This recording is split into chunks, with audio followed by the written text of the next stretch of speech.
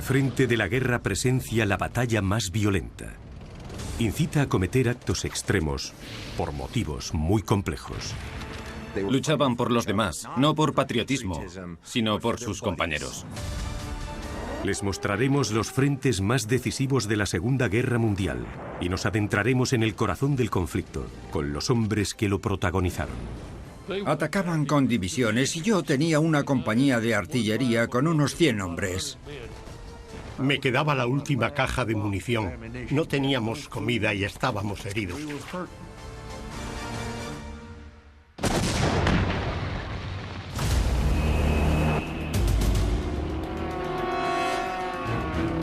Finales de 1943, y la ofensiva aliada para expulsar a Hitler de Italia se topa con un obstáculo.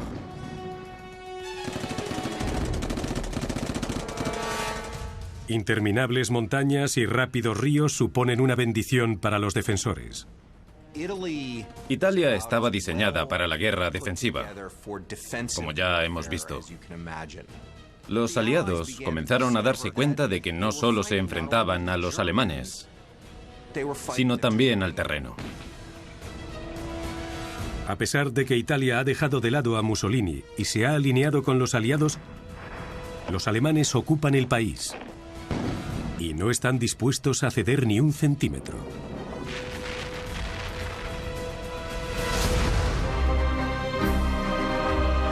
Al frente de la guerra. Anzio.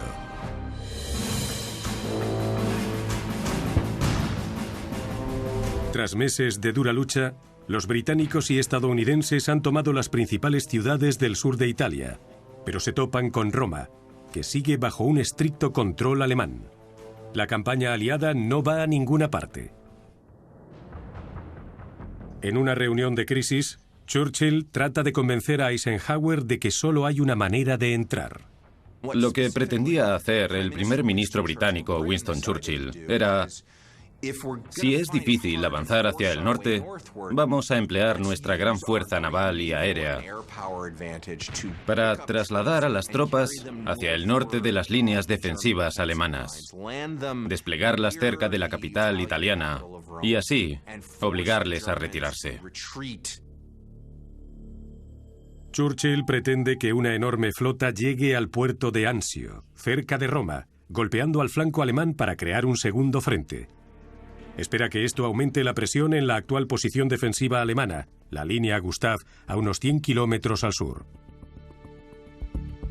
La idea era que los refuerzos alemanes se alejaran de la zona de Monte Cassino y de la línea Gustav, que es donde los aliados estaban atacando en ese momento. Churchill cree que este atrevido ataque anfibio podría pillar desprevenido al enemigo y, de tener éxito, dejaría otro importantísimo objetivo aliado descubierto para hacerse con él.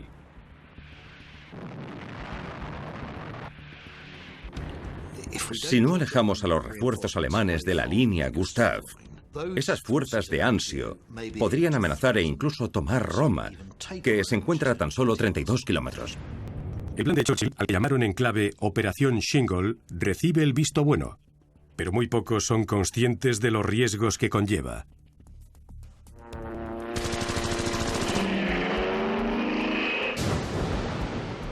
Los aliados aún recuerdan la matanza que supuso otra operación anfibia tan solo unos meses antes.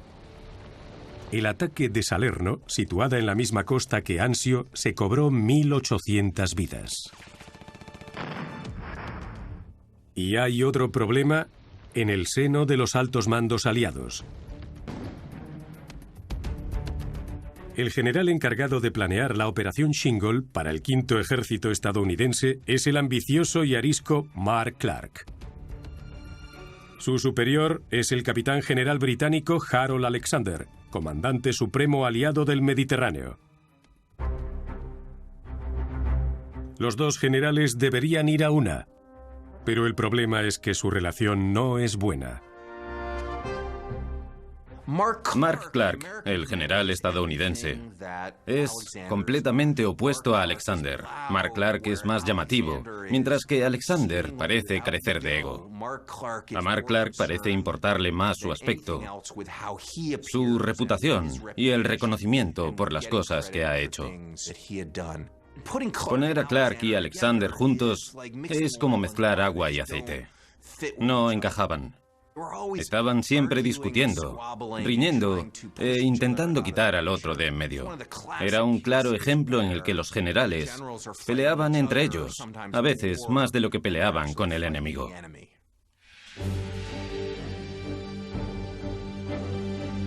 Por si esto fuera poco, le encargan la puesta en marcha en la Operación Shingle a un general que no está a la altura.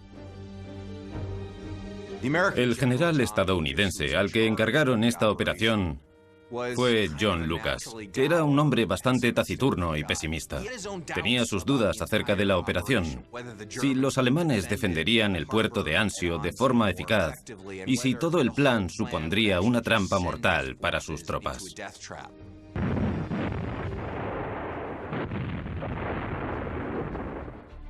Para complicarles las cosas a los aliados, se enfrentaban al mariscal de campo Albert Kesselring, uno de los líderes militares con más talento del Reich. No solo comprende el uso de las fuerzas armadas terrestres, sino también el uso de la artillería. Italia es un terreno ideal para la artillería, puesto que la piedra caliza se convertía en metralla tras el impacto de los proyectiles. Hacia Anzio se dirige un joven paracaidista británico, el soldado Albert Darlington, para el que será su segundo ataque anfibio. Con 17 años, ya es un veterano del sangriento desembarco en Salerno. El primer tiroteo que vi fue en la playa de Salerno. Llegas hasta la playa y el agua estaba muy profunda. El agua puede llegarte por las rodillas, pero a nosotros nos llegaba por aquí. Así que empiezas a agobiarte y a soltar todo el equipo. Finalmente llegas a la orilla y empiezan a dispararte. Si el de la ametralladora empieza a barrer la playa a disparos, es probable que te alcancen. Te agachas lo más rápido posible y huyes de la playa. Ese fue el primer tiroteo que viví. Para lograr que los hombres lleguen a tierra en un ataque anfibio, es necesario contar con un enfoque muy bien coordinado y planificado. El motivo por el que las operaciones anfibias son tan difíciles es que necesitas varios servicios juntos. Es complicado que regimientos diferentes trabajen juntos, pero conseguir que varios servicios como el ejército de tierra, de aire y la armada trabajen juntos por un objetivo común es casi imposible. Churchill quiere que el ataque anglo-estadounidense sea rápido y potente y que suponga un golpe letal para los alemanes. Pero existían otras prioridades más importantes para los hombres y las armas para que el ataque de Anzio fuera posible. Los generales aliados no solo se centran en Italia, sino en el inminente desembarco en Normandía. Ante el fracaso de los ensayos para el desembarco de la Operación Shingle, la confianza entre los generales comienza a decaer. Cuento con un número reducido de barcos y buques. Los que se han hundido no se pueden sustituir. La fuerza que puede llegar hasta la orilla es débil y no tengo suficiente artillería para atacar. Con una fuerza escasa pero hábil, Lucas debe decidirse entre una atrevida incursión en Italia o un enfoque más lento y cauto. Los aliados aún recuerdan el reciente fracaso del desastroso desembarco en Salerno. Cuando Mark Clark desembarca en septiembre de 1943 en Salerno, fue un gran fracaso y enseguida contraatacaron contra él. Antes de que John Lucas invada Anzio, Mark Clark le dice: Johnny, no asomes demasiado la cabeza. Eso fue lo que yo hice en Salerno y casi me la cortan. Lo que Clark le está diciendo a Lucas es: cuidado. Y Lucas percibe demasiado optimismo a su alrededor, un optimismo que no comparte. Parece que la idea general es que los alemanes están acabados, están huyendo en desorden y ya solo queda limpiar la zona. Los desesperados combates que he presenciado en los últimos 4 meses me han enseñado algo. No estamos en Roma.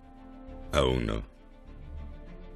Al final me obligarán a desembarcar con escasas fuerzas y me meterán en un buen lío. ¿Y de quién será la culpa?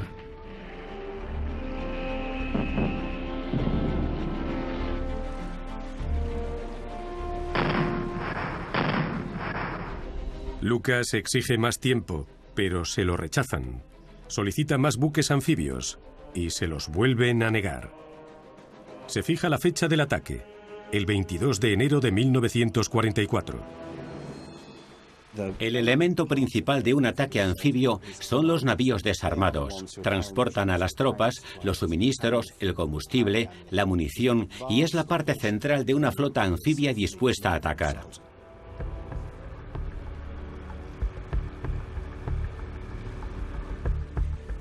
Como apoyo, contamos con los propios elementos de combate, es decir, las plataformas móviles de disparo, como los buques con misiles, los destructores, los monitores, los cruceros o los buques de guerra, que deben lanzar todo el fuego posible sobre su objetivo en tierra, por lo que funcionan como artillería por mar, al igual que la artillería de tierra.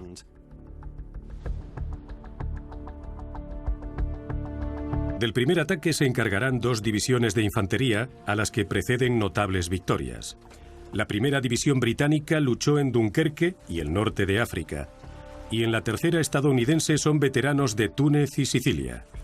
En las operaciones anfibias de Anzio nos encontramos con buques muy pequeños, normalmente con un par de pelotones, 50 o 60 hombres que son los que cuando baja la rampa se dirigen a la playa y llevan a cabo el primer ataque. El sábado 22 de enero de 1944 comienza la Operación Shingle. Con el recuerdo de la matanza en las playas de Salerno, el joven Albert Darlington y sus compañeros se preparan para lo peor. No puedo decir que no tuviera miedo, porque es imposible no tener miedo cuando te están disparando y ves sangre derramada por todas partes. Sangre por aquí y por allí. Estás preocupado y asustado, pero hay que seguir. Hay que moverse y esconderse detrás de algo para protegerte. Una roca, una montaña de arena o lo que sea. Finalmente, si tienes suerte, llegas a la orilla.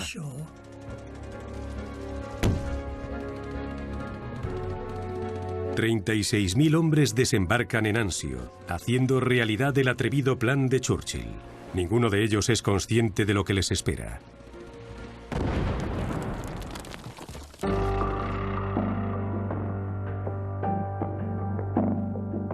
Sobre la 1:40 oímos disparos desde los buques invasores. Lo curioso es que no oímos ningún disparo procedente de la playa. Comencé a bajar la rampa. Con el fusil por encima de la cabeza avancé.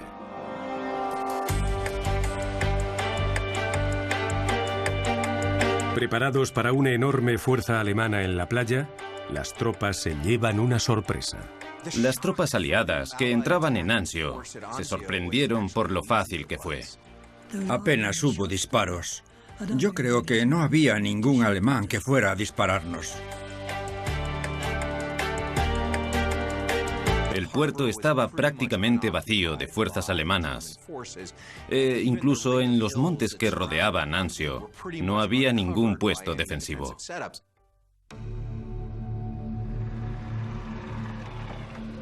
Aparentemente, las tropas han traspasado líneas enemigas en uno de los ataques anfibios más fáciles de toda la guerra. Había funcionado la idea de Winston Churchill. Habían sorprendido a los alemanes. Habían conseguido desembarcar una gran fuerza tras las líneas defensivas alemanas y se les abría el camino hacia Roma. Los generales aliados no se creen la suerte que han tenido. Han pillado a Hitler desprevenido y tienen la oportunidad de echarlo de Italia para siempre.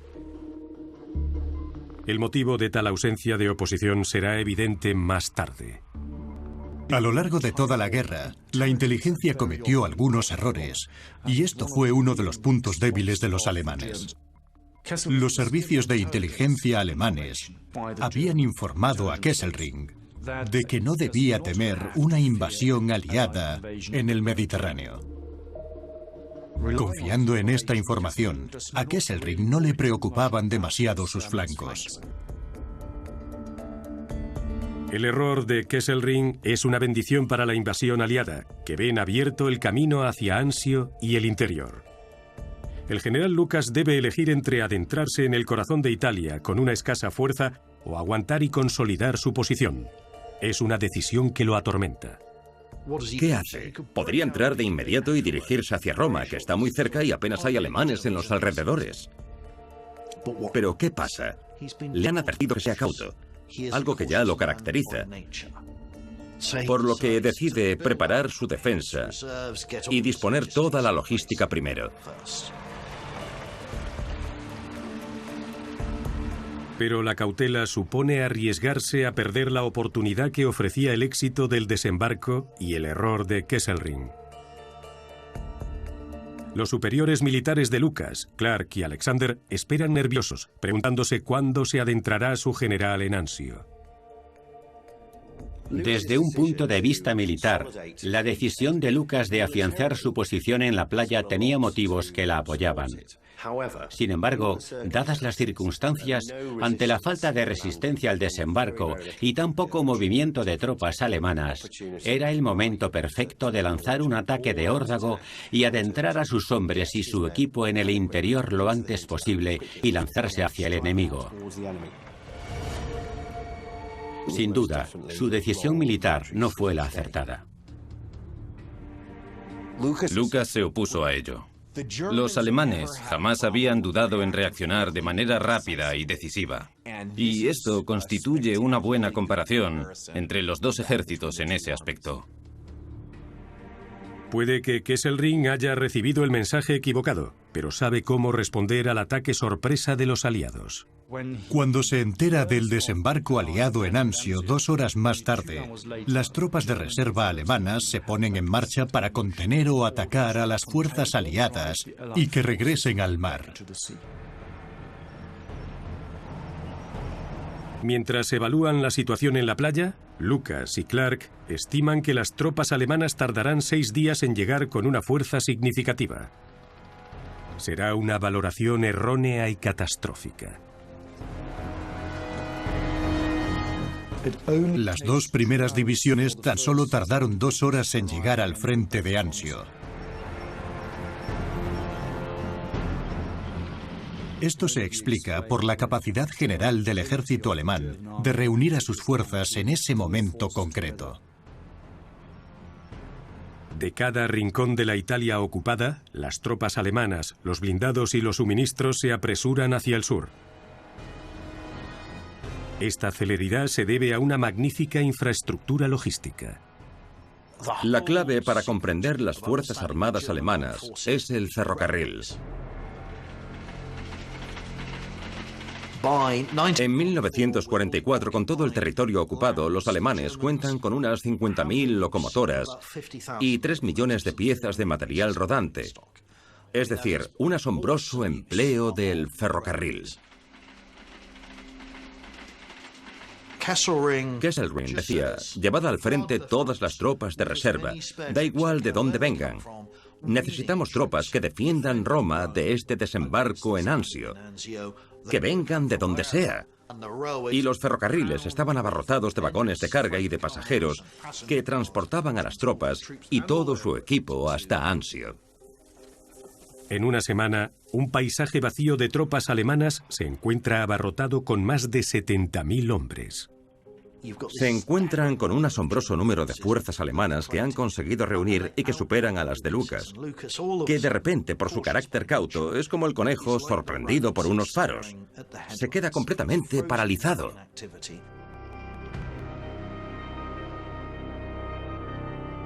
Los aliados han perdido toda la ventaja inicial y el ataque de Anzio corre el riesgo de convertirse en un desastre antes de comenzar.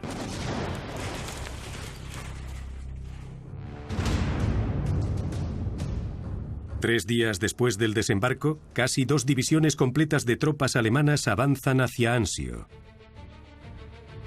Bajo el liderazgo de un brillante general de la Wehrmacht, Eberhard von Mackensen, los alemanes construyen un gran muro alrededor de Anzio, formado por paracaidistas de élite, granaderos Panzer y unidades Panzer. Lucas, empujado a la acción por sus superiores, ordena un avance para tomar puntos estratégicos en un perímetro previamente planificado en el interior de Anzio. Incluso ahora, parece que los aliados podrían lograr la victoria a pesar del aumento de las tropas alemanas. Desde el punto de vista aliado, contaban con efectivos y podrían recibir más. Por supuesto, también poder naval, buques de guerra, cruceros, lo cual supondría fuego pesado contra los defensores. También contaban con el control del aire. En cuanto a los alemanes, no controlaban el mar ni el aire, pero se encontraban en una posición elevada y eso era clave en Anzio. Les permitía emplear sus recursos, que eran la infantería, los cañones de infantería, los obuses, que podrían situar en las colinas y disparar con más acierto contra los aliados en la playa. Lucas ordena un ataque sobre Aprilia. Espera convertirla en una fortaleza defensiva, pero se encuentra que su enemigo ya se había establecido allí. Los alemanes ya estaban instalados allí y nosotros bombardeamos, pero no sirvió de mucho. Atacamos y los alemanes salieron, pero contraatacaron y nos pusimos en marcha. Cuando lanzaban uno de sus famosos contraataques, te asustabas mucho y si no estabas preparado, tu primera reacción era dejarlo todo y salir corriendo.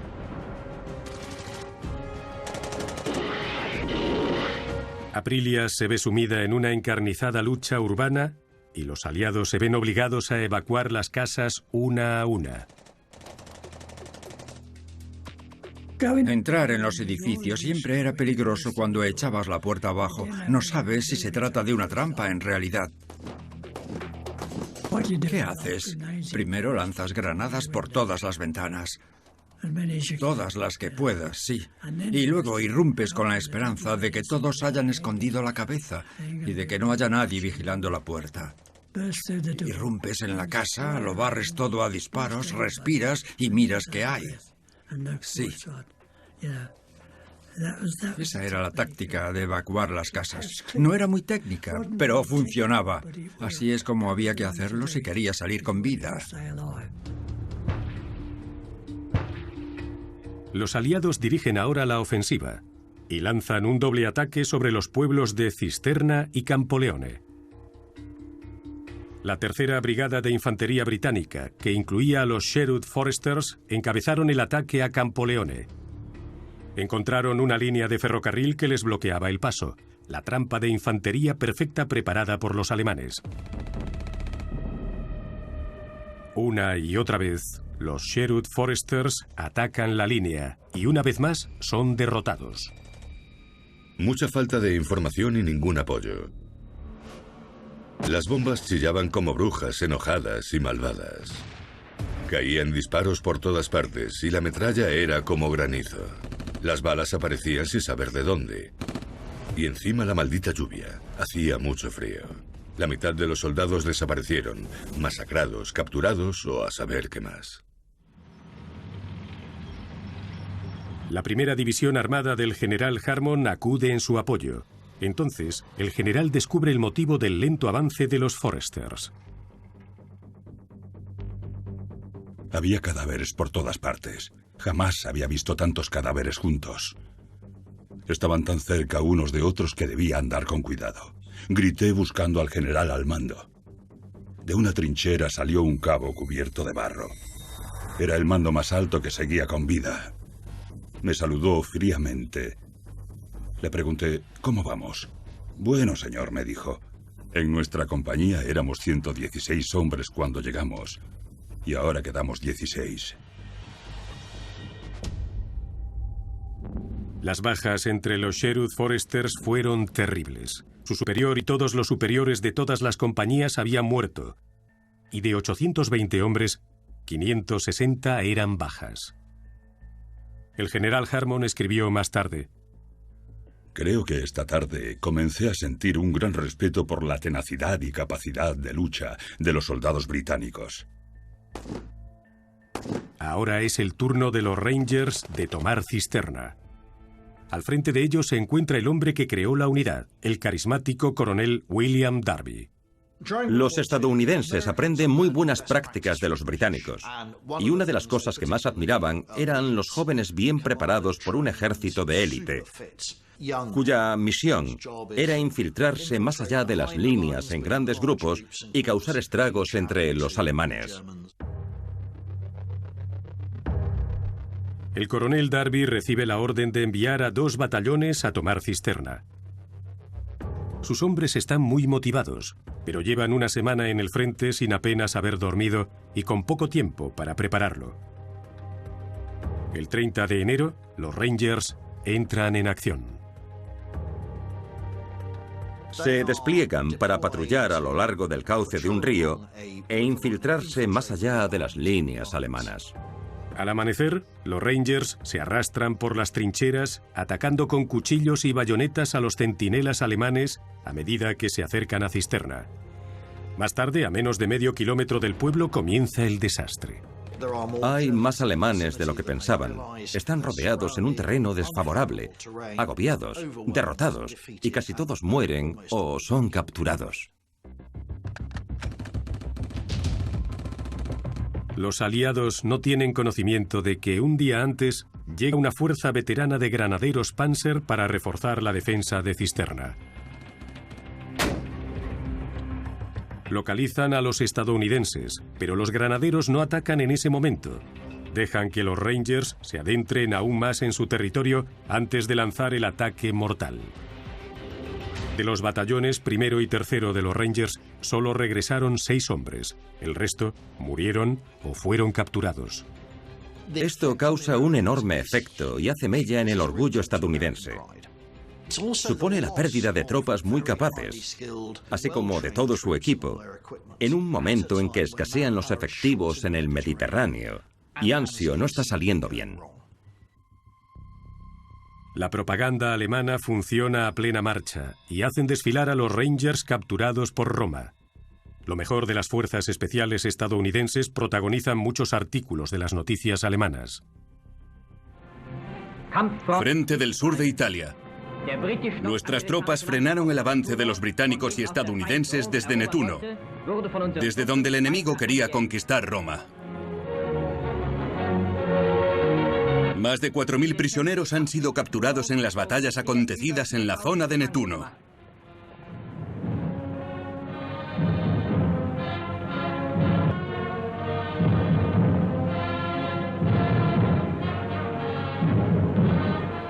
Una unidad de los estadounidenses atacantes marcha hacia Roma.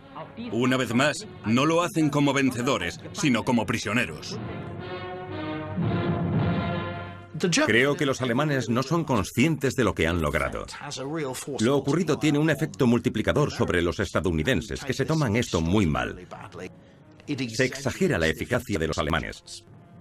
Si son capaces de hacer esto con nuestra mejor tropa de élite, ¿de qué más serán capaces? Una vez más, esto aumenta el mito propagandístico de que los alemanes, que son muy buenos, son aún mejores si pueden superar a nuestros Rangers. Su fundador, el coronel William Darby, se vio superado por esto. Cayó en un estado de depresión casi suicida, porque habían aniquilado a los Rangers en masa. Los ataques de Cisterna y Campoleone en la primera ofensiva aliada son un desastre, y los alemanes no habían hecho más que comenzar. En la playa, las primeras unidades del improvisado hospital de campaña aliado se ven superadas por los primeros heridos. En las primeras 36 horas, el hospital recibió 1.129 heridos en el combate. Heridos que se repartían por todas las tiendas. El ver tantos hombres mutilados y sangrando me resultaba horrible. Apenas había espacio para caminar entre las camillas. A pesar de tantos heridos, había silencio. Nadie se quejaba ni gritaba.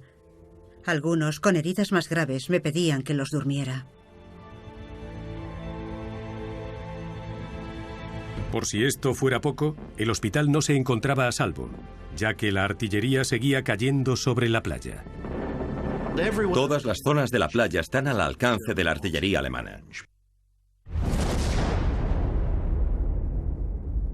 Los alemanes se han hecho con todas las colinas que rodean Anzio y cuentan con puntos de observación por todas partes, por lo que las bombas pueden llegar desde cualquier sitio hasta la playa de Anzio.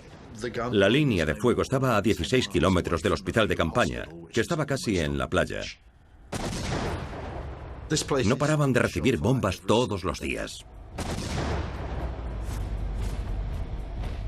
Los alemanes bombardearon el hospital el 10 de febrero, matando a 2 enfermeras y un soldado. La administración envió un mapa de la zona del hospital a las líneas alemanas. El personal sanitario no iba armado y las convenciones de Ginebra prohibían el ataque contra instalaciones sanitarias. Nadie escapaba al sentimiento de desesperación que se palpaba en esa playa. En las siguientes semanas, el hospital recibe tantos ataques que empiezan a llamarlo los 2 kilómetros cuadrados del infierno. Decepcionado con los avances, Churchill escribe al general Alexander: El espectáculo no ha salido muy bien. Parece que Penny y Truscott han cumplido muy bien teniendo en cuenta a lo que se enfrentaban. ¿Es consciente Lucas de su error? Consciente de su fracaso, Lucas escribe en su diario: Puede que quieran acabar conmigo, pero he hecho lo que he podido. Había demasiados alemanes como para enfrentarme a ellos y se recomponían más rápido que yo. Mi situación actual es mejor de lo que había previsto o de lo que podía imaginar. 100.000 tropas aliadas se enfrentan a 125.000 efectivos de infantería alemana. Los aliados están en la defensa, algo que jamás esperaban. La contraofensiva alemana en Anzio era completamente violenta y dura. Te atacaban como si fueran demonios. Llegaban unas cuantas granadas y no sabías qué estaba pasando. Y veías a una fila de alemanes disparando con sus smashers, gritando y dando voces. Salías de la trinchera y huías. Entre las armas más temidas empleadas por el ejército alemán se encontraba el cañón Flak, de 88 milímetros. Diseñado para abatir aviones con proyectiles de gran potencia que se desplazaban a casi 1 kilómetro por segundo. Se disparaban de manera horizontal y destrozaban los tanques aliados. El 88 era el arma más temida que jamás habíamos oído. Era como un fusil. Tenía una trayectoria plana.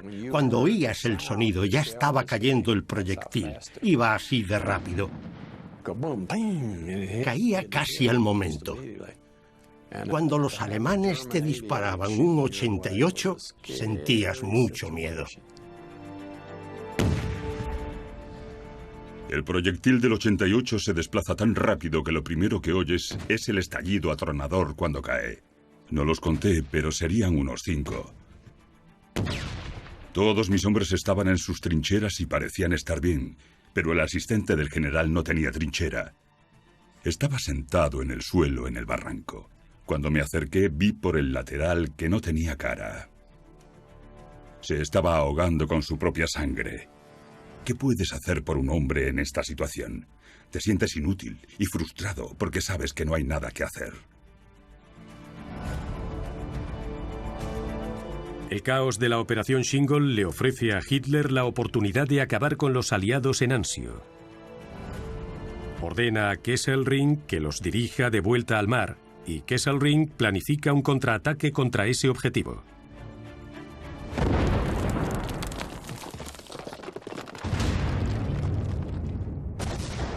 A las 6 de la mañana, los alemanes anuncian su ataque con una lluvia de artillería. Von Mackensen dirige a sus unidades más potentes contra las líneas estadounidenses. Las órdenes de Hitler son presionar hasta haber recuperado toda la playa. Si llegan hasta ti y ejercen presión, lo único que puedes hacer es ir hacia el mar. Al día siguiente, los alemanes abren una brecha de más de 3 kilómetros de ancho en el frente estadounidense y avanzan más de 1 kilómetro. A poca distancia del mar, von Mackensen emplea todos sus recursos. Los aliados emplean toda su potencia de fuego y disparan todas las armas posibles contra los alemanes, además de enormes ataques aéreos.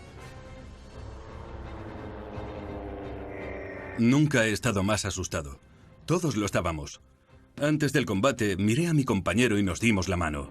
La orden era avanzar y nos adentramos entre balas, granadas, mortero y proyectiles. Nos estaban esperando. No teníamos opción. A mi compañero Billy lo mató un francotirador. A mí me dispararon en el hombro y me evacuaron. Tuve suerte. De todo nuestro pelotón de 35 hombres, solo sobrevivimos 10.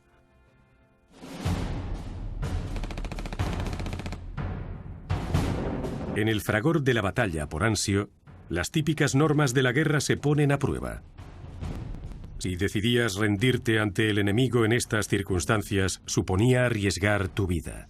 La peor preocupación de un soldado es que no vas a sobrevivir los primeros minutos, porque es más probable que te rindas a mitad de la lucha. En ese caso, el enemigo estará muy alterado y estará pensando en su supervivencia, no en la tuya, por lo que lo más fácil en esa situación, según muchos de ellos, sería matarte y seguir. Para Albert y sus compañeros, la decisión de tomar un prisionero de guerra se presenta cuando un francotirador, que ha matado a varios hombres de su unidad, trata de rendirse. Por algún motivo, este hombre decidió que ya era suficiente. Levantó las manos, salió donde podíamos verlo y comenzó a caminar hacia nosotros, riéndose.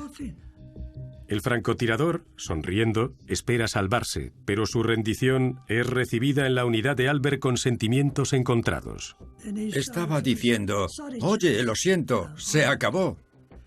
Y un sargento le dijo, de eso nada. Pegó un salto con un subfusil Thompson, se levantó y lo acribilló en mitad del campo. A este sargento no le pareció gracioso, y no me extraña, porque había acabado con 2 o 3 de los nuestros, y todos nos preguntábamos, ¿dónde está el maldito francotirador?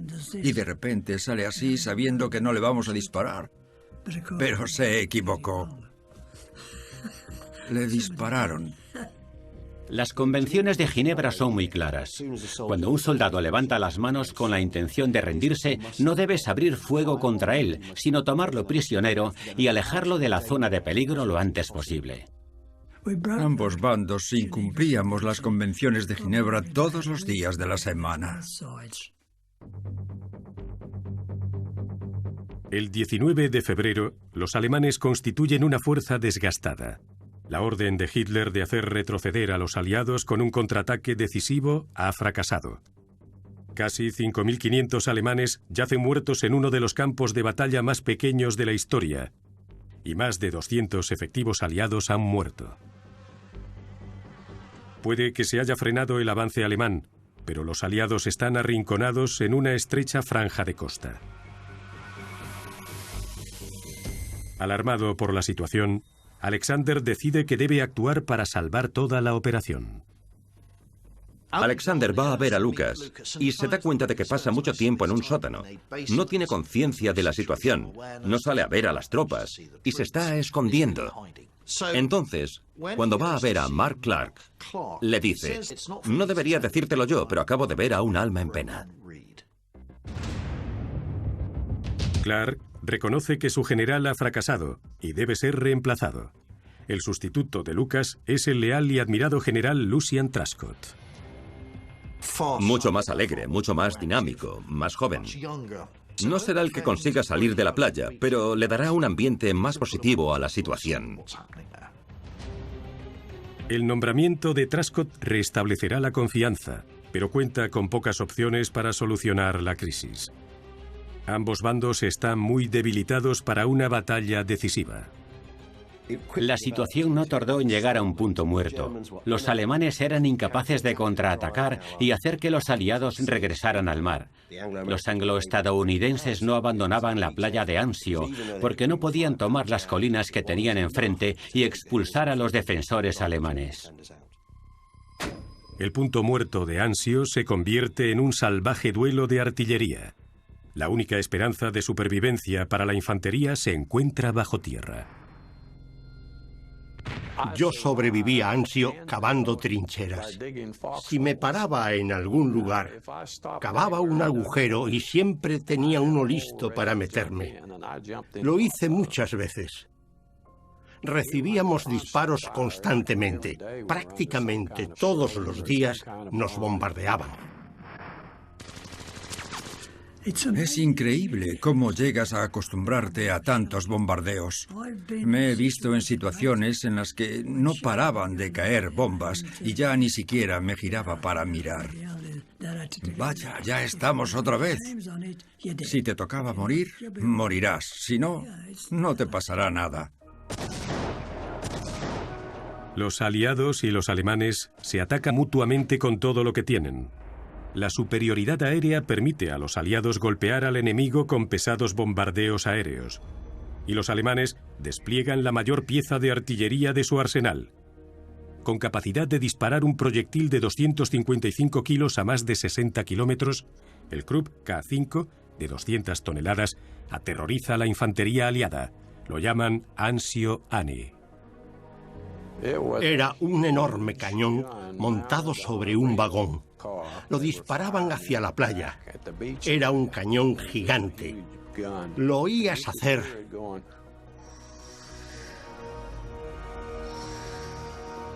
Mientras atravesaba el aire.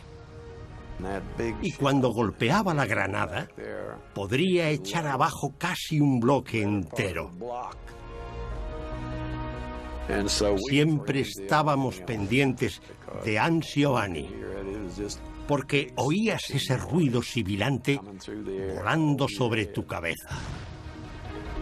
Además del enorme cañón, e igualmente temidas y despreciadas, están las pequeñas bombas de racimo, pensadas para destrozar a las tropas en trincheras abiertas.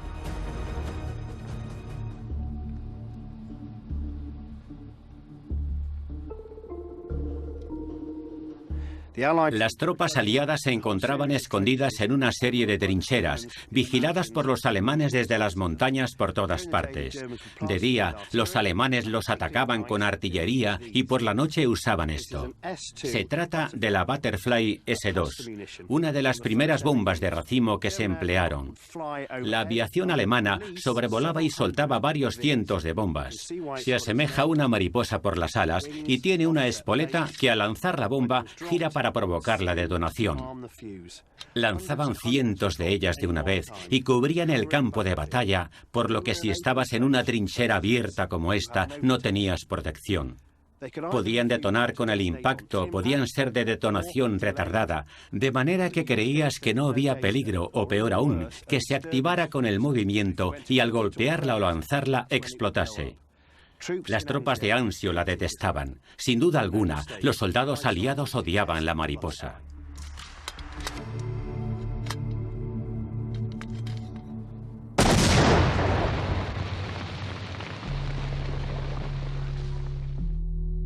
La operación Shingle debía haber sido una operación fugaz de tan solo unas semanas.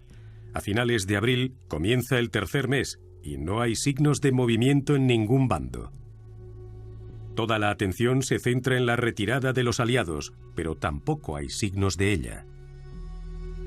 Esto era como el bebé de Winston Churchill. Era su iniciativa, por lo que no está dispuesto a dejar que se convierta en una derrota sin dedicarle más esfuerzo. El resultado, en lugar de una retirada sensata de las tropas de Anzio, es que dice: bueno, esto no ha funcionado, intentemos otra cosa. Los estadounidenses y los británicos seguían reforzando y apoyando a las tropas, lo cual hizo que se convirtiera en una terrible batalla, que llegó a asemejarse a la guerra de las trincheras de la Primera Guerra Mundial. Los aliados podrían haberse retirado de la playa si hubieran tenido más hombres y más armas, pero una vez más, la operación Shingle se ve eclipsada por una prioridad aún mayor. Justo cuando se llega a este punto muerto en Anzio, los aliados se están preparando para la invasión de Normandía en el día D. Necesitan miles de lanchas de desembarco, cientos de miles de hombres, cientos de barcos, miles de aviones. El empleo de todos estos recursos para la invasión de Normandía significa que no pueden reforzar Anzio, a la que abandonan a su suerte. Los aliados no querían dejarla de lado, pero no podían dotarla de los recursos necesarios para que tuviera éxito. Las tropas de Anzio consideran que su batalla fue una guerra de broma. La guerra no se ha ralentizado, se ha frenado por completo. La vida en una trinchera es una existencia como la de un topo subterráneo. No te apetece nada salir de la trinchera. Duermen de día y salen a patrullar de noche. Hay una llegada constante de heridos, mientras los alemanes lanzan sus ataques. Estábamos apostados allí y los alemanes estaban a 180 metros. Podíamos vernos y de vez en cuando salíamos a atacarnos. Esta situación de punto muerto a veces puede desencadenar horribles enfrentamientos. Las patrullas se convierten en batallas sangrientas, en las que la infantería se enfrenta al enemigo a corto alcance. La evacuación de una casa también puede terminar siendo una carrera desesperada por matar o terminar muerto. Empleábamos una táctica muy frecuente. Echaba la puerta abajo. Lo barría todo a disparos y acababa con todos. Recuerdo dispararle a un alemán que estaba al pie de una escalera. Entré, empecé a disparar, cayó y pasé por encima de su cuerpo. Se quedó allí tumbado. Lo miré y pensé, vaya, es tan joven como yo. Y me sentí podrido. Como si no se pudiera matar a alguien de tu edad. A finales de abril, y con el desembarco de Normandía a tan solo unos meses, los aliados deben aprovechar todas las ventajas estratégicas que se les presenten. La salida de Anzio es ahora una prioridad, y el general Alexander diseña un plan para solucionar el problema y ejercer una gran presión sobre los alemanes a tiempo para el día D en Francia. Con una doble jugada, Alexander pretende atacar dos ejércitos alemanes con un movimiento de pinza y expulsar para siempre a los alemanes de Italia. Los aliados de Monte Cassino obligarán a los alemanes que defienden el monasterio a retirarse hacia el norte, hacia Roma, justo cuando las tropas de Anzio abandonan la playa para atraparlos. El plan de Alexander es la fusión de estos dos campamentos aliados, los de Monte Cassino y los de Anzio. Van a juntarse para atrapar a los alemanes. Y es primordial que los aliados de Anzio no se vayan demasiado pronto, porque los alemanes se enterarían de lo que está pasando. El éxito del plan depende de ajustar los tiempos y lograr una coordinación excepcional entre el mariscal de campo Alexander y Mark Clark. Si diera resultado, podrían lograr una victoria decisiva para los aliados en Italia. La bautizan como Operación Diadema y se pone en marcha el 11 de mayo con un gran ataque a las líneas alemanas en Monte Cassino. Las tropas procedentes del sur atacarán a los alemanes en una dirección y las procedentes de Anzio los atacarán en otra. Los alemanes estarán rodeados, destruirán sus ejércitos y será el final de la campaña italiana, porque ya no quedarán tropas alemanas en Italia. El 23 de mayo los aliados se marchan de Anzio, mientras que por el sur, Alexander, por fin, se adentra en la línea Gustav y obliga a los alemanes a ir hacia el norte. Realmente todo salió muy bien. Los alemanes no tardaron en retirarse con los aliados pisándoles los talones.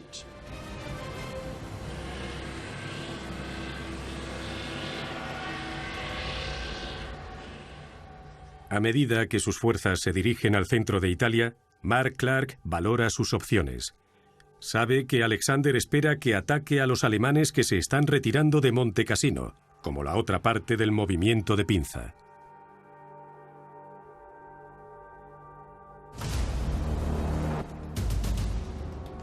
Mark Clark, siempre en busca de publicidad, contaba con un equipo de prensa de 50 personas encargadas de las noticias y las comunicaciones.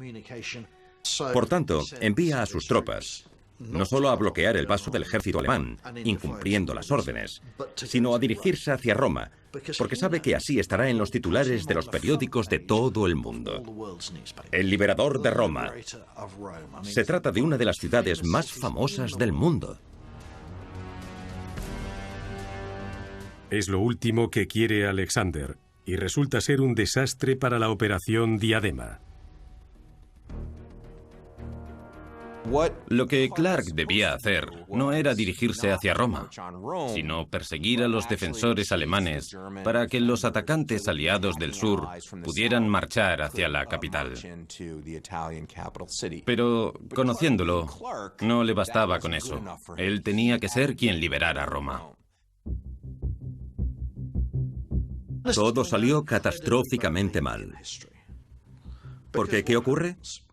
Dejan escapar a los dos ejércitos alemanes y el frente italiano, que podría haber acabado en mayo de 1944, continúa hasta el 1 de mayo de 1945. Es decir, 12 meses más de batalla. Se trata de una desobediencia muy grave. Y si no hubiera ocupado un cargo tan alto, el castigo habría sido considerable. El ansia de publicidad de Clark no da los frutos que él esperaba. Será más recordado por su desobediencia y traición a la Operación Diadema que por la liberación de Roma. Hay quien dice, Mark Clark, te has manchado las manos de sangre. Te dieron la oportunidad de contenerte y derrotar a los alemanes en retirada. No la aprovechaste y en lugar de eso te quedaste en Roma a coleccionar abrigos de piel. En lugar de poner fin a la campaña italiana, un año más tarde, los soldados británicos y estadounidenses seguirán muriendo mientras luchan con lo que queda del ejército alemán en Italia. Mi división perdió a 3.000 hombres que murieron o resultaron heridos en los 3 primeros días. Las calles estaban atestadas de cadáveres y edificios derrumbados. Había fuego por todas partes, de la artillería o de fósforo blanco. Nos ahogábamos con el humo y el polvo de los edificios derrumbados. Seguro que el infierno no era muy diferente. A Albert Darlington se le acabó la guerra bruscamente la Navidad de 1944 cuando salió a patrullar en el Valle del Po. Un 88 milímetros. Me alcanzó en ambas piernas, en el estómago. Esta mano quedó destrozada. Y esta también se me rompió. Tardé 5 años en poder andar bien. Incluso entonces tenía una prótesis en la pierna. Sí. Pero Albert tuvo suerte. En el último año de la guerra en Italia, entre 60.000 y 70.000 hombres perdieron la vida antes de que la victoria en el norte de Europa pusiera punto final al conflicto.